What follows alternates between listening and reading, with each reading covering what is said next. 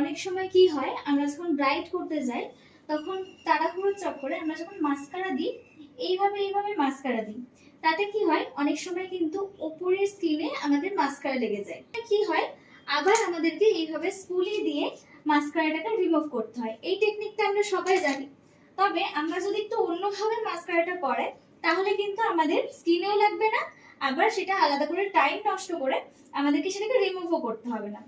তো চলো দেখা যাক। তো সবার আগে চোখটাকে এইভাবে বন্ধ রাখতে হবে। তারপর চোখটা বন্ধ রাখার পর আমরা এইভাবে স্কিনটাকে টেনে ধরবো। তুমি চোখ বন্ধ রাখবে, আমি স্কিনটাকে এইভাবে টেনে ধরবো। ধরার পরে যখন এই ল্যাশটা একটু ওপরে উঠে যাবে, ঠিক যে জায়গাটায় টেনে ধরেছি ওই জায়গাতেই আমি মাস্কারাটা অ্যাপ্লাই করব। ঠিক এইভাবে এই জায়গাটা হয়ে যাওয়ার পরে আবার চলে গেলাম এখানে, যেখানে আমি যে ল্যাশগুলোতে আমি অ্যাপ্লাই করছি ঠিক সেই জায়গাটাতে টেনে ধরছি।